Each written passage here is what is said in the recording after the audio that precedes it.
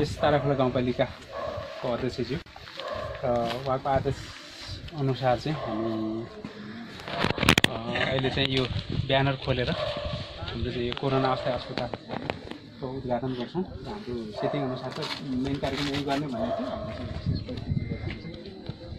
Quarantine र isolation भन्ने हामी तल कार्यक्रम गर्छौँ। औपचारिक यो पर्दा खोलेर चाहिँ हाम्रो अस्पताल उद्घाटन गर्नको निम्ति अतिथि प्रमुख अतिथिज्यूलाई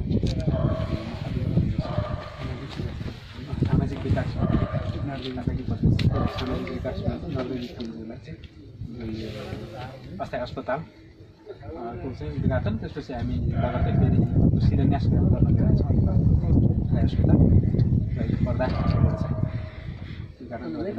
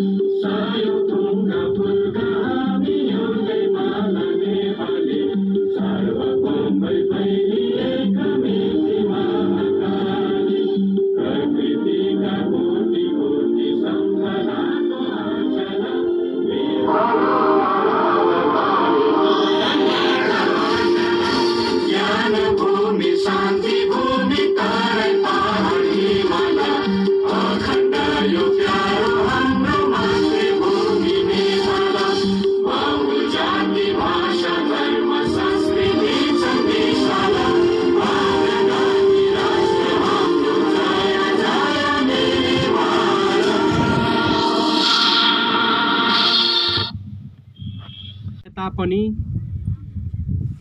यो उपस्थिति र यो उपस्थितिको चेतना र यो उपस्थितिको प्रतिबद्धता र यो उपस्थितिको यो भवन शिलान्यास गर्दै गरेर भोलि यसलाई सम्पन्न गर्ने एउटा प्रतिबद्धता यो असाध्यै गुणात्मक छ भन्ने कुरा मैले बुझेँ। अनि वडा अध्यक्षज्यूहरू पनि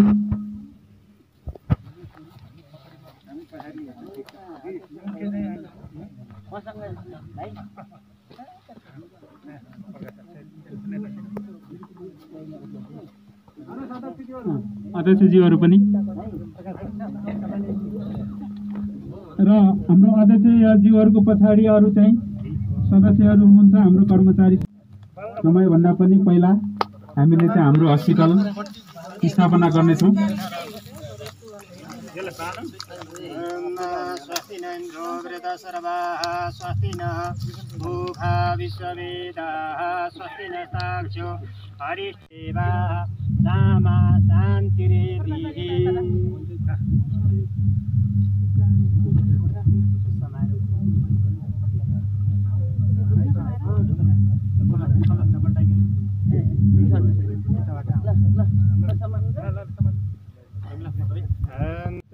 भद्रं कृणेभिः शृणुयाम देवा भद्रं पश्येमासदृशजत्राः।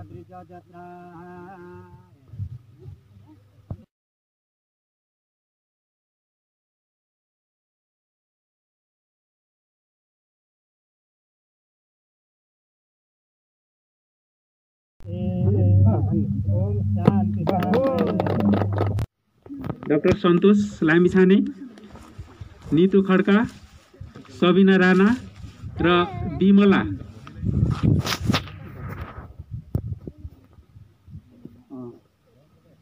अध्यक्षज्यू उपाध्यक्षज्यू उहाँहरूले पनि टिका लगाउने माला लगाउने गरेर चाहिँ सहयोग गरिदिनु होला।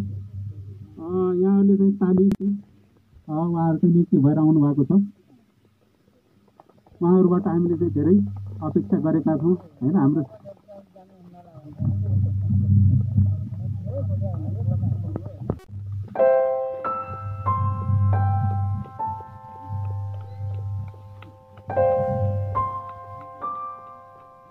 उहाँ नीतू खड्का हुनुहुन्छ, उहाँ चाहिँ सबिना राणा हुनुहुन्छ स्टाफमा।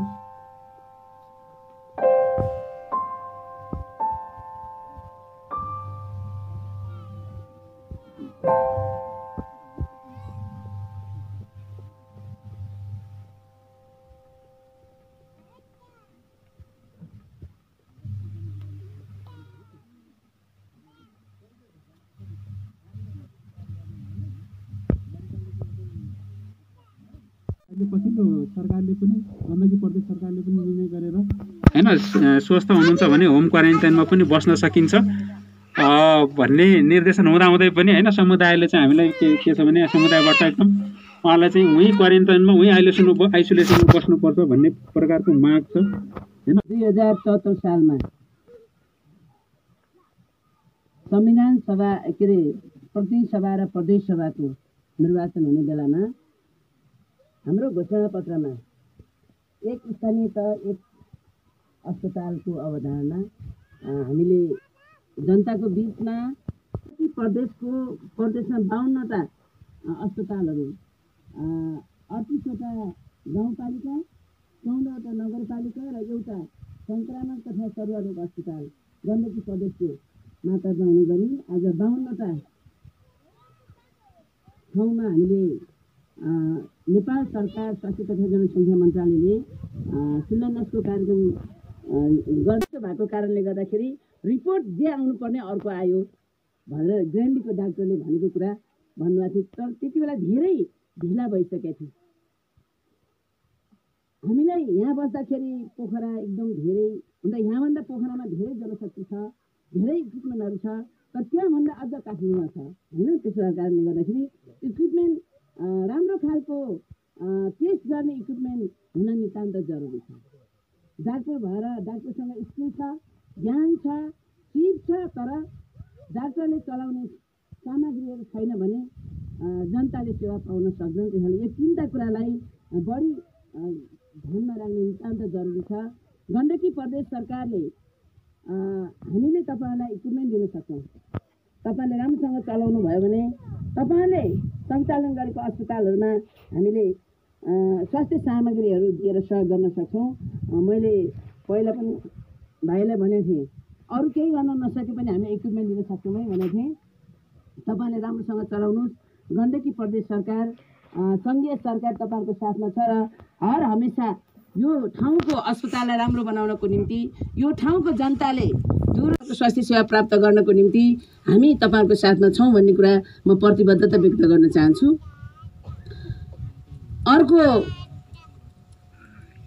मैले धेरै कुरा भन्न चाहन्न।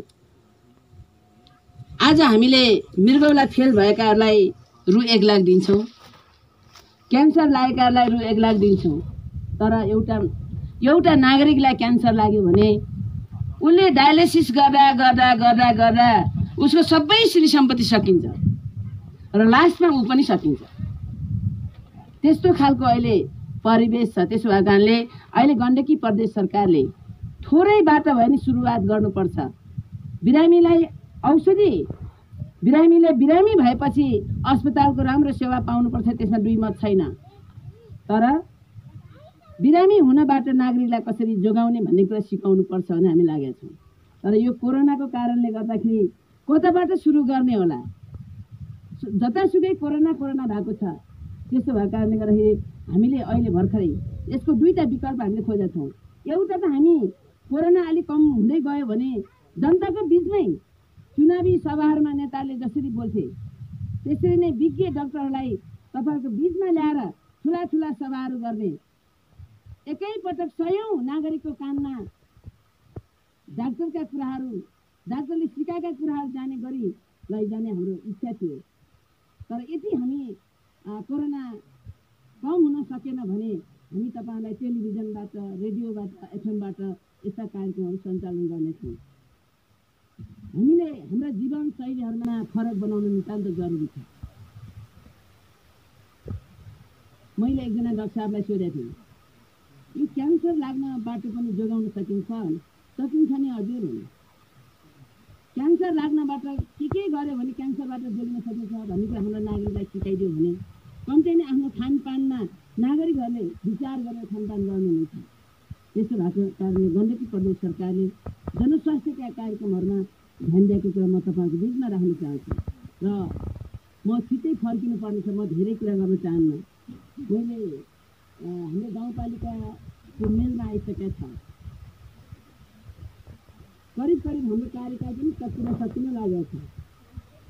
तर हामीले एउटा कुरा गर्नै पर्ने, एउटा कुरा चाहिँ छुट्यो छ। धेरै कुरा हाम्रो जनप्रतिनिधिहरूले गर्नुभएको छ, अब रात खट्नु भएको छ, धेरै कुरा गर्नुभएको छ। हिजो तपाईँहरू खुट्टाले हिँडेर आउनुहुन्थ्यो होला, आज गाडीमा चढेर आउनु पाउनु भएको छ।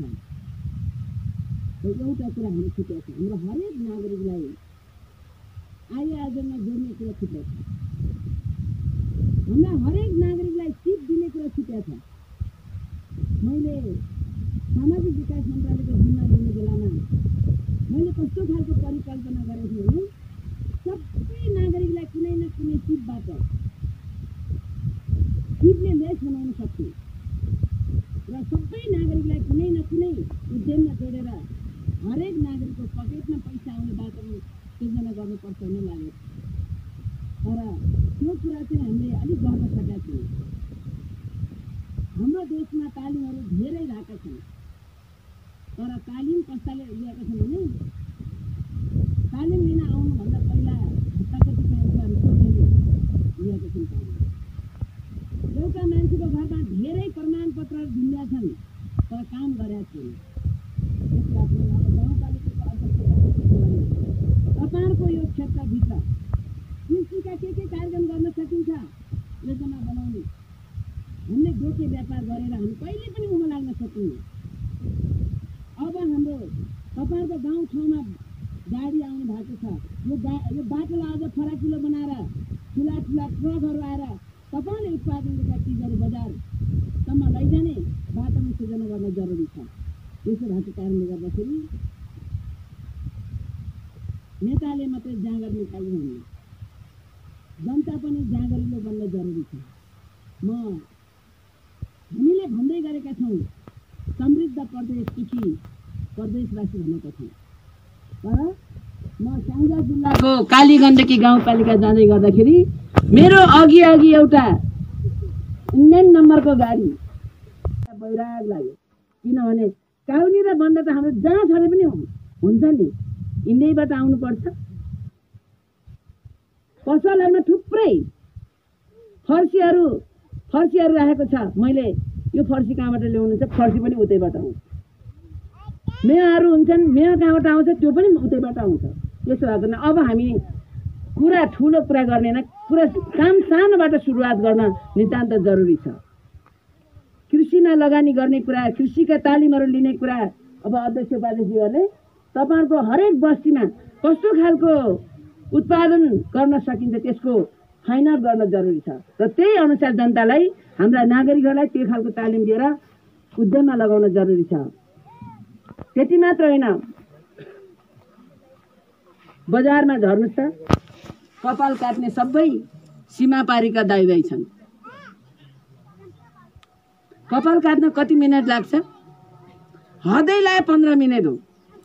15 मिनटभित्र उसले कति पैसा कमाछ? अझ उसले कति फकाउँछ भने ओहो दाइ तपाईँ त पर्छन् 350-400 तिर्छन्। अनि हाम्रा मान्छे काम पाइन भनेर धेरै पैसा तिरेर विदेशको भूमिमा पसिना बगाउन बाध्य छन्। त्यसो भएको हुनाले यसपटक कोरोना आयो। बाटो पिच गर्ने भन्दा बाटो पिच गर्ने हाम्रो एउटा पनि नेपाली जनशक्ति छैन रहेछ। तपाईँले मोटर पुल बनाउँदाखेरि त्यो के हो डन्डीलाई बाँध्ने मान्छे, त्यस्तो खालको जनशक्ति हामीसँग छैन रहेछ। त्यति मात्र होइन, हाम्रो ग्याबिन तार बुन्ने जनशक्ति हामीसँग छैन। त्यसो भएको कारणले गर्दाखेरि यसपटक गण्डकी प्रदेश सरकारले सङ्घीय सरकारबाट हामीलाई 10.5 करोड बजेट आएको छ। सिटीभिटीसँग 9 करोड बजेट छ। प्रदेश सरकारले छुट्टाएको छुट्टै बजेट छ। अब हाम्रा नागरिकहरूलाई विशेष गरी फोकस विदेशमा आफ्नो रोजगारी गुमाएका नागरिक र स्वदेशमा रोजगारी गुमाएका नागरिक, कोभिडको कारणले रोजगारी गुमाएका नागरिकहरूलाई यस्ता खालको उहाँले रोजेका राम्रा खालका तालिमहरू दिएर कमाई खाने एउटा नागरिक बनाउनको निम्ति गण्डकी प्रदेश सरकारले योजना बनाएको छ। गाउँपालिकामा त्यो सूचना आएको छ, तपाईँलाई थाहा छ कि छैन? अब जहिलेसम्म हाम्रो देशको, हाम्रो प्रदेशको युवाहरूले आफ्नै प्रदेशमा, आफ्नै गाउँमा केही गर्ने आँट गर्न सक्नुहुन्न, त्यति बेलासम्म नेताले चाहेर, नेताले योजना बनाएर हाम्रो गाउँघर विकास हुन सम्भव छैन। त्यसो भएको कारणले गर्दाखेरि तपाईँहरू अब छलफल चलाउनुहोस्। युवाहरूले कस्तो खालको तालिम लियो भने तपाईँले भविष्यमा गरी खान सक्नुहुन्छ। अब तपाईँले ग्रुपमा छलफल चलाउनुहोस्। हाम्रो गाउँपालिका मार्फत प्रदेशमा नाम पठाउनुहोस्।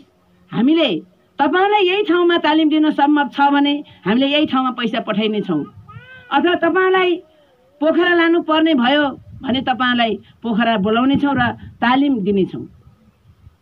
हामीले अहिले गाउँमा गाडी गएको छ, मोटरसाइकल आएको छ, तर एउटा मोटरसाइकलको एउटा मात्रै नटबल खुस्क्यो भने बनाउने जनशक्ति हामीसँग छैन। त्यो जनशक्ति सीमा पारीको जनशक्ति छ। एउटा नटबल अलि मात्र उसले कस्यो भने 150 रुपियाँ लिन्छ। हामी 150 ठुलो कुरा होइन भन्छ।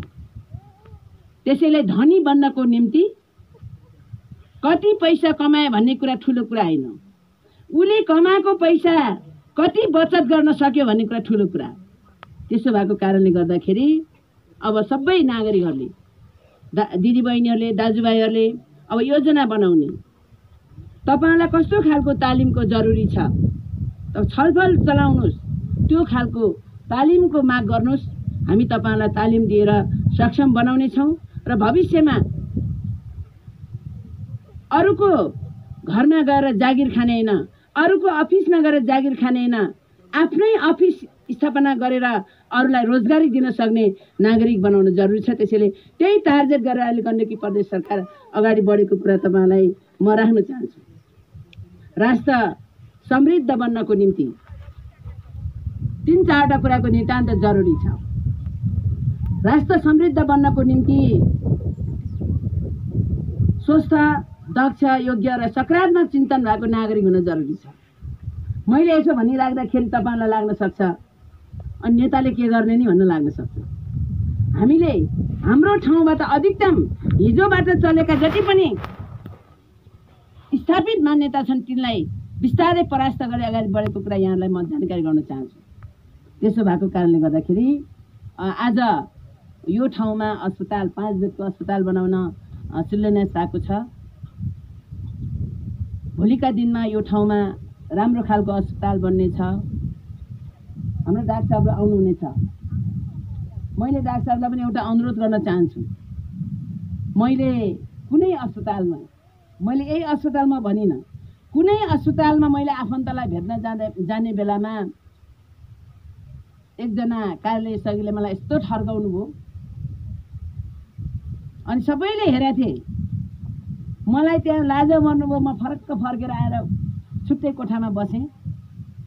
भोलिपल्ट त्यही अस्पतालको अर्को डाक्टर साहबलाई मैले भने, डाक्टर साहब तपाईँ कहाँ त धेरै गाली गलौज हुँदो रहेछ, तपाईँलाई अगाडि लाएर जानु पर्यो भनेर उहाँलाई बोलाएँ।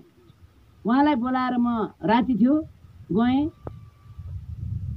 अनि डाक्टर साहब अघि म पछि थिएँ। उहाँले पनि गाली खानुभयो अनि उहाँले पछि फर्केर आएर कस्तो मुखान जस्तो रहेछ आफ्नै हस्पिटलभित्र त्यस्तो खालको व्यवहार भयो।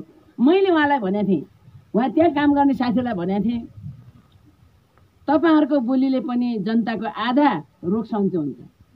तपाईँहरू मिठो बोलिदिनु भयो, हौसला व्यक्त गर्नुभयो भने नागरिकको, रोगी मान्छेको रोग आधा सन्चो हुन्छ। तर मैले ती व्यवहारहरू पाउन सकेका छैन। त्यसैले यहाँहरूको व्यवहारलाई परिवर्तन गर्ने गरी मैले बजेटको व्यवस्था गर्नेछु भनेको थिएँ। त्यसो भएको हुनाले हाम्रो स्वास्थ्यको जनशक्तिले पनि बिरामी आउने बेलामा राम्रो खालको बिहेभ गर्न जरुरी छ। हामीले राम्रो खालको व्यवहार गरेनौँ भने यसै त उहाँलाई दुख्या हुन्छ। त्यसमाथि पनि हामी झनक फनक गऱ्यौँ, उहाँहरूको कुरा राम्रोसँग सुनेनौँ भने अझ धेरै बिमार थपिन्छ। त्यसो भने हाम्रो जनशक्तिको व्यवहार अच्छा हुन जरुरी छ।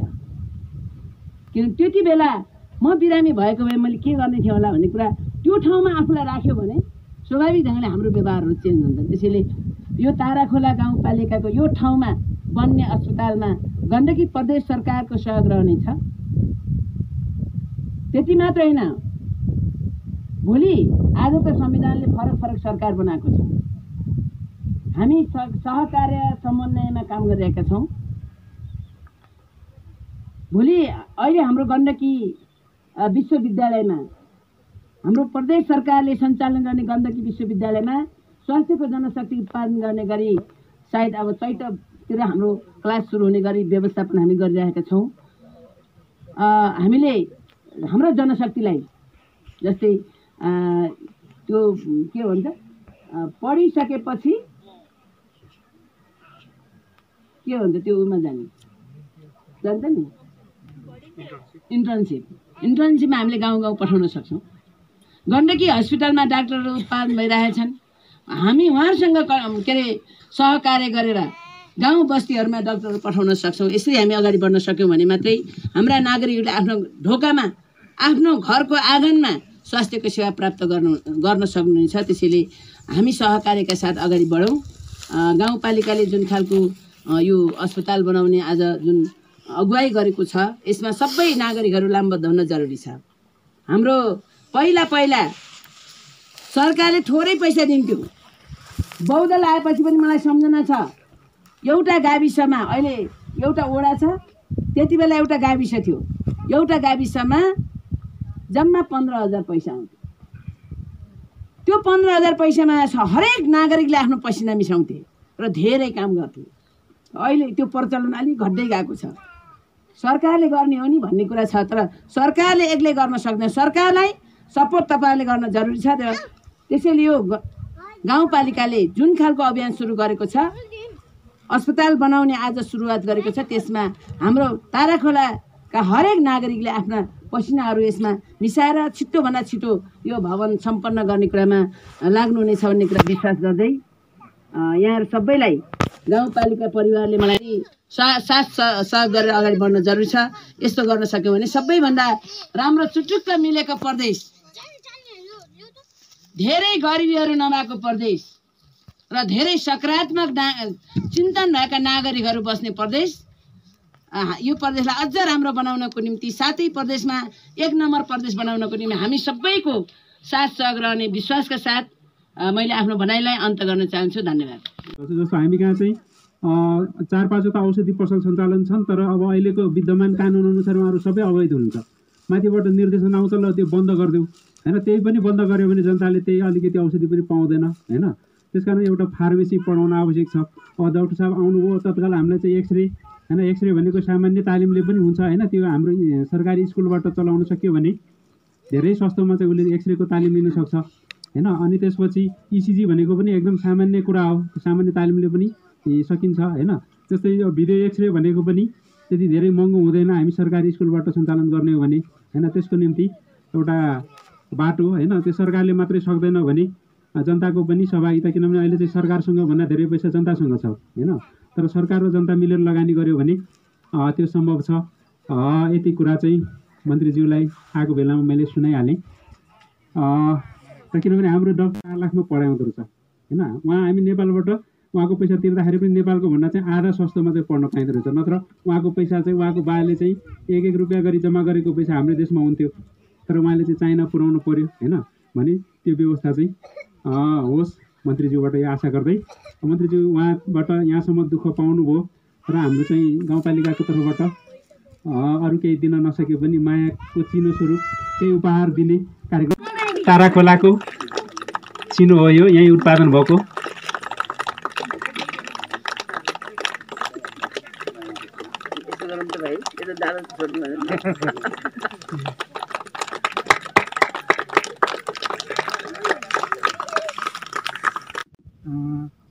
पिलर चाहिँ उभ्याएर चाहिँ शिलान्यास गर्न पाएको भए धेरै चाहिँ राम्रो हुने थियो। तर पनि नेपाल सरकारको निर्देशनअनुसार जुन गाउँपालिका नगरपालिकाहरूमा चाहिँ अस्पताल निर्माण गर्नको लागि जुन खालको चाहिँ बजेटहरू चाहिँ विनियोजित चाहिँ भएको छ, अनिवार्य रूपमा चाहिँ देशव्यापी रूपमा 753वटा चाहिँ गाउँपालिका तथा नगरपालिकाहरूमा जहाँ जहाँ नयाँ अस्पताल बन्ने चाहिँ ठाउँ छ, त्यसको लागि चाहिँ शिलान्यास अनिवार्य गर्नुपर्ने भएको कारणले गर्दाखेरि हामीले हाम्रो कार्यपालिकाको निर्णय अनुसार यो ठाउँलाई एउटा केन्द्रबिन्दु बनाएर हामीले यसमा हाम्रो अस्पताल निर्माण गर्ने हामीले लक्ष्य राखेका छौँ र हाम्रो यसको इस्टिमेट पनि अन्तिम चरणमा पुगेको छ। माटो परीक्षण चाहिँ भएको छ। यो कुरा यहाँहरूको बिचमा जानकारी गराउँदै यो कार्यक्रममा लामो यात्राको बिचबाट पनि जो हाम्रो चाहिँ सामाजिक विकास मन्त्रीज्यू नरेन्द्र पुनज्यू हाम्रो चाहिँ एक वचनमा चाहिँ आइदिनु भयो, यहाँको अवस्थाको बारेमा जानकारी गराइदिनु भयो। अझै विशेष तल चाहिँ यो गाउँपालिकाको अस्पतालको चाहिँ शिलान्यास गरेर चाहिँ शोभा बनाइदिनु भयो र हामीले नेपाल सरकारले लिएको प्रतिबद्धता अनुसार अथवा नेपाल सरकारले लिएको लक्ष्य अनुसार नै हामीले चाहिँ यो 2 वर्षमा चाहिँ हाम्रो चाहिँ अस्पताललाई पूर्ण रूपमा हाम्रो चाहिँ भौतिक संरचना बनाएर पुरा गर्ने प्रतिबद्धता चाहिँ जनाउन चाहन्छौँ र अस्थायी अस्पताल हाम्रो बहुउद्देश्य सवालबाट हामीले चाहिँ सुरुवात चाहिँ गरेका छौँ र हाम्रो चाहिँ डाक्टर साहबहरू चाहिँ आउनुभएको छ। कम्तीमा पनि एक्सरे मेसिन र चाहिँ इसिजी एउटा चाहिँ मेसिन भयो भने कम्तीमा पनि हटिया हरिचौरबाट दिने सेवा प्रवाहहरू हामीले चाहिँ यो गाउँपालिकाबाट चाहिँ दिनेछौँ। त्यसको लागि सामाजिक विकास मन्त्रालयबाट पनि सकिन्छ 2 प्रविधि, सकिन्न एउटा चाहिँ होइन एक्सरे मेसिन भए पनि अथवा इसिजी मेसिन भए पनि तत्काल हाम्रो गाउँपालिकामा चाहिँ आउनेछ त्यसको उद्घाटन पनि मन्त्रीज्यू आएर स्वयंले चाहिँ गरिदिनुहुनेछ भन्ने एउटा चाहिँ आशा व्यक्त गर्दै हाम्रो सामाजिक विकास मन्त्रीज्यूलाई विशेष धन्यवाद आभार प्रकट गर्दै सबै कर्मचारीज्यूहरूलाई पनि धन्यवाद दिँदै हाम्रो महिला स्वयंसेवी संस्थाज्यूहरू हाम्रा जनप्रतिनिधिज्यूहरू डाक्टरज्यूहरू सबैलाई हाम्रो गाउँपालिकाको तर्फबाट यहाँलाई धन्यवाद आभार प्रकट गर्दै आज यो हाम्रो कार्यक्रम यही समापन भएको ब्यौरा अवगत गराउँदै यो हाम्रो गाउँपालिकामा चाहिँ बन्ने अस्पताल करिब पनि 9-10-12 रोपनीको बीचमा चाहिँ बन्ने एउटा प्रतिज्ञा गर्दै आजको कार्यक्रम यही समापन गरेको घोषणा गर्दछु। हस्त धन्यवाद, नमस्कार।